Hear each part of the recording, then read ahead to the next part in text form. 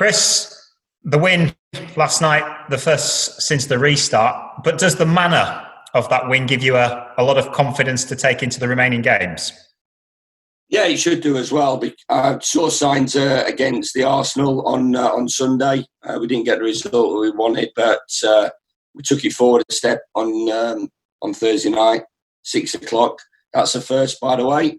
Thursday night kickoff at 6 o'clock. So, but we enjoyed it. Gave us a couple more hours for an evening game to have a beer afterwards and celebrate, which I thought was a great win for us. How did you get that performance from your players? You talked after the game last night about how you'd perhaps shown a softer side over the last few days. Can you talk to us a little bit about that? Yeah, basically what I did was I mirrored my players' approach in the two games at Villa and Newcastle at Manchester United. So they were soft, so I had to go even softer and try to cajole a performance out of them. But no, they were great. They played well. I was delighted with them. We built on what was a solid Sheffield United performance on Sunday. And we needed to take it forward. We needed to cut out the silly errors that we talked about. That has hurt us, really has hurt us, especially in the Premier League. Out of the 8 goals, I didn't see one that went in that I think that we couldn't have stopped, or we couldn't have, after one mistake, sort out the next mistake. So they really hurt us and were poor goals. And we needed to be a little bit more better in the final third. And so we brought those two aspects of the game together. We were competitive because we weren't competitive second half at Newcastle and especially at Manchester United. And we put a lot of good players under pressure. And we asked a question of them. And we were good in all aspects of the game. And I like to think that we got the right result for ourselves and in balance of the game, especially that. Let's look ahead to Burnley then, and the way that they performed over the last few seasons in the Premier League. Do you look at them as almost a template for your club? I've said all along, I think Burnley are the most talked about football club in our football club. 120 million, 120 million, 120 million, another one. That's what they've done. They built the club, consistency, honest performances, brilliant manager, gets the maximum out of his team, take defeats on the chin and come flying back. And great example for my football club and my players on how to do it. And if I'm sat here in 4 or 5 years' time, and still a Premier League manager like Sean is, I'll be absolutely delighted, and we'll have had to do a lot of things right consistently year on year. And final one from me, just on VAR, talking about this in a broader sense, Chris, and the handball rule, which we've seen come to the fore a few times in the last couple of days.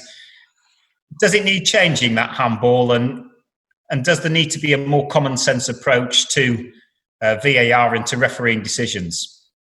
Yeah, I think you've hit the nail on the head. A common sense approach wouldn't go amiss.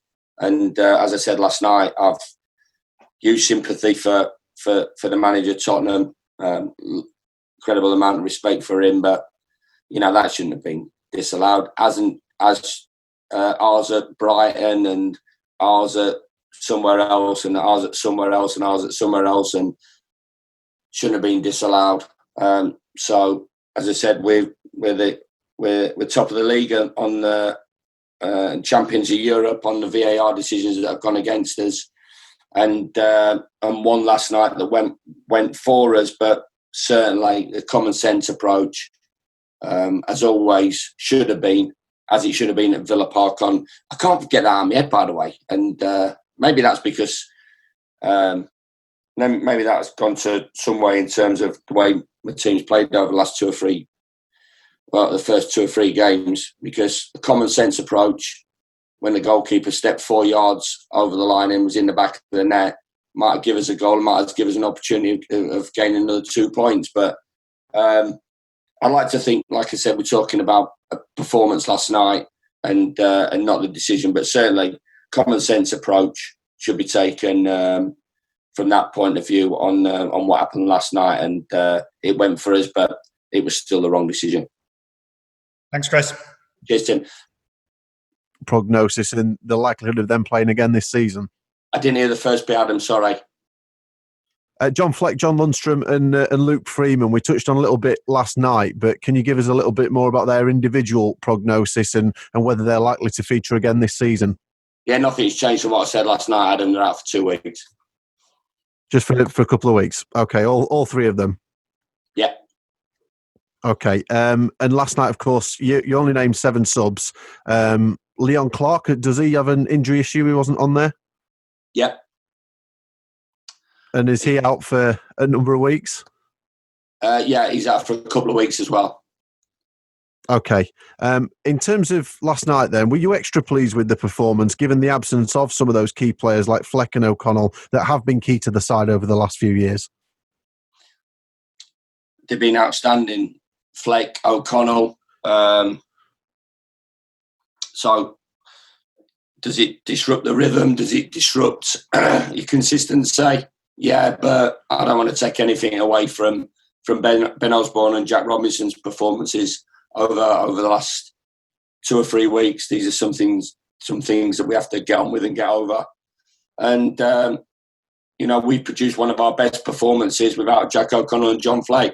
So who's to say that Jack Robinson and Ben Osborne aren't the new John Fleck and Jack O'Connell? They may well be. In terms of Ben Osborne, then, it was his first Premier League start last night. Just how impressed were you once he flew into the game right from the off, really? Yeah, I mean, they all did. It was a quick start by us. We needed that. We needed a platform to go and play from. But as I've said all along, our recruitment is completely different. There's a couple of stats flying about last night in terms of money spent on the pitch and on the substitutes bench and caps and whatever. But we deal with what we have to deal with, and we go and pick players up that we feel that will improve our group. And Jack and Ben have certainly done that. And not surprised about Ozzy. He's a great kid, important member of the group, and when an opportunity opens up for him, he took it with both hands, and delighted with him, and to make his Premier League debut in the manner that he did, and playing a huge part in the result that he did is great for us. We talked last night about the importance of the goals for the goal scorers, but on reflection, how good were all 3 goals from a team perspective? I'm not surprised. We score goals like that. There's nothing really handed on a plate to us. I think if you go through our goals this season, some of the goals, the goal at Tottenham, the goals against Villa, the goals against Burnley, Arsenal, Manchester United, the good goals. Very rarely, in the Premier League, are opportunities handed on a plate to you. We had one against West Ham. I suppose you could look at that. We've had to work very, very hard to create our goals. So there's nothing given. That's been the disappointing thing from my point of view, Adam, is that we've gifted goals to the opposition. 8 goals that they've scored. And I'm all right with last night's goal. You could say he's run off Zander a little bit. But it's a brilliant ball, a brilliant cross, and Harry Kane, he's one of the top players in Europe, by the way. He's in penalty shot box and stuck it away. So in a way you take that, but it's the soft ones that we don't like, and we got back to being at our best in terms of shape, no mistakes, people digging each other out when they have made a mistake, and then off the top of that is the way we played when we had the ball and the way we created. And you look at the goals, first goal's a great goal, Ender Stevens across the pitch, overload, that's Basham, by the way, right centre half, great finish by Zander, and goals 2 and 3 are similar. Great bit of interplay between Ozzy and Ender. Moose is in the box, and the third one, McBurney, Ollie, my boy, tapped in from close range and capped. I've got to say, I played with Brian Dean, and his performances were brilliant. And from a number 9's point of view at Sheffield United, I'm not going to put too much pressure on him, but that was right up there. It was a proper number 9 performance from Ollie in a Sheffield United shirt. And as I said, Big Bri was brilliant in that period for Sheffield United, and Ollie's performance was right up there from a number 9. High praise indeed. In terms of the game last night and how you go on from this, it's been an impressive start, isn't it? But there's a lot more to come. Do you feel now over the next few games? Well, just looking for a bit of consistency. We've had 2 decent performances, and we're looking to make it 3. And if you have a look at the fixture list, as I keep saying, this is the Premier League, and this is where we all wanted to be. It's where the club wanted to be, the supporters wanted to be, the owners wanted to be, me, the players wanted to be. So Burnley top 10, Wolves, Chelsea, Everton, Leicester, Southampton. Not missed anybody out there, have I? Don't think so. No, it's an impressive run coming up. In terms of Burnley this weekend, then a team that's also been built largely on a good defence this season. Are you expecting it to be a tight encounter at the weekend? I'm expecting a competitive game. As I said before, Adam, possibly Burnley are the most talked about football club in our environment from a staff point of view. What they've done, what they've consistently done, what the manager's consistently done, what they've had to spend, what they've brought in terms of revenue to the football club. 120 million, 120 million, 120 million, another 120 million, and then another 120 million. Incredible. What they spent, how they develop players, and they move a few on and reinvest and keep going. Established Premier League club, and 13 clean sheets, comfortably inside the top 10. Another brilliant achievement by Sean and his players. So that is, as I said, quite discussed more than anybody in the division, because we can't talk about Tottenham, we can't talk about Man U, we can't talk about Wolves or Leicester or Liverpool or Everton or Man City or Newcastle or Palace or possibly every other club. We can't talk about them because they're on a different level to us. So we'll try and emulate what a really hard-working football club with limited resources has done year in, year out. And as I said, if I'm sat here in 5 years' time talking to you, Adam, still a Premier League manager, what Sean has done, I'll have had, and will have had as a football club to do a lot of things right to maintain that position. And getting over, they got beat 5-0 at Man City and all the stuff that came with that, and come roaring back. That for me just epitomises what the manager brings to the table at the football club and what the players about. So, we won't be off of it on Sunday. We've got to be absolutely bang at it like we were last night for us to get any sort of result. From what you've said, I figure what you'll answer this, but there's been times this season that Sean Dyche has come under a bit of pressure, even suggestions that he might have taken Burnley as far as he can do. Is that fair? I heard somebody said that about me after we got beat at Manchester United when it went from Harry Maguire into Pogba, into Fernandes, out to Rashford, and then through to Martial when they scored. Absolute nonsense. Complete absolute nonsense in terms of anybody ever questioning what that man does for that football club. So that is ignorant, ridiculous opinion, complete nonsense. What I don't get it. Has Burnley taken? Has Burnley gone as far as they can with Sean Dyche? or is it the other way around? I'd be thinking it's the other way around. If I'm him, I'll be looking at that. And if anybody asked the question after what Sean's done for Burnley, I'll be saying the other way around. As that football club done enough for the manager in terms of what he's done for them. Brilliant. Thanks, Chris. Thanks for your time this morning. Cheers, mate. Sam, when you're ready. Hi, Chris. Yeah, Sam from PLP. I thought it was really interesting what you were saying regarding the Villa goal, or the goal that wasn't, in terms of that you haven't quite been able to get it out of your head since then. But I guess, does last night sort of act as a minor turning point once again in your season going forward? Well, you need a bounce of a ball. You need to be, quite fortunate with injuries over this period. We haven't.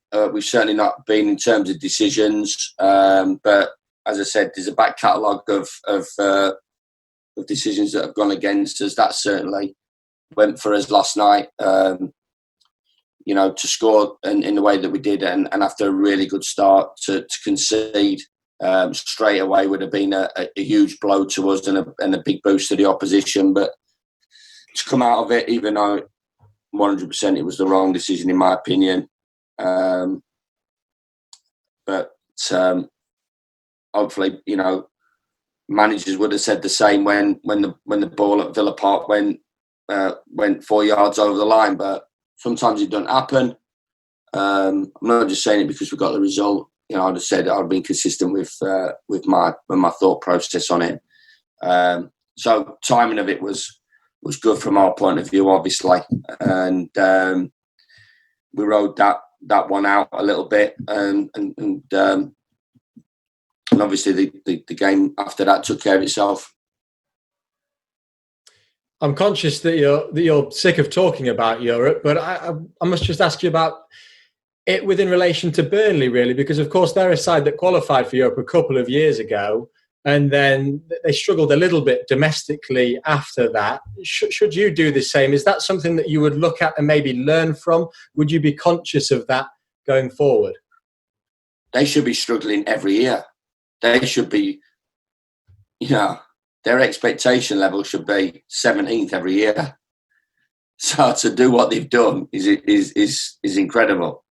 So I'm just after performances, even though the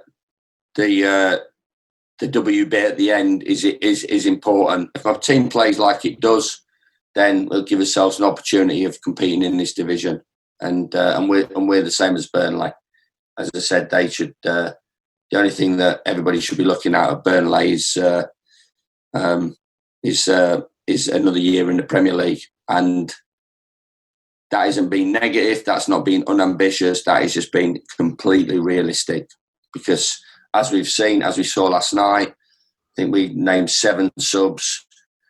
We had 5 free transfers in our 18. We had a couple of big signings for us in terms of the numbers, but young kids, young boys that we feel have got a huge potential in Ollie and Xander, others in John Egan that have been incredibly good for us. But that's where we're at, and then you look at what you're up against from a bench point of view, players that they're bringing on. Manchester United, Newcastle, whoever it is. So for us to be competing and going toe-to-toe is great. And from Burnley's point of view, as I said, 5 years in the Premier League or whatever it is an incredible achievement. Huge consistency, mentality, focus, and as well, good play as well. So with that in mind, then, I guess this is a fixture to celebrate in terms of the fact that here we are with 2 northern working class cities, both the idea that both could perhaps challenge for Europe here. And with everything that you've just said about Burnley and the idea of they should be actually fighting against relegation, this is a fixture that can be looked at proudly, can't it? Yeah, definitely. It should be one. As I said, it really, if you put everything into the mix, it should be one that we both be looking to stay at the bottom 3 in. But it isn't, and I think credit to Burnley and what they've done, and we'll both be going for the win, and we'll both be going to try and add to our sort of impressive points total and Burnley's impressive points total. I think, as I said, great example for us. What a reaction to a big defeat.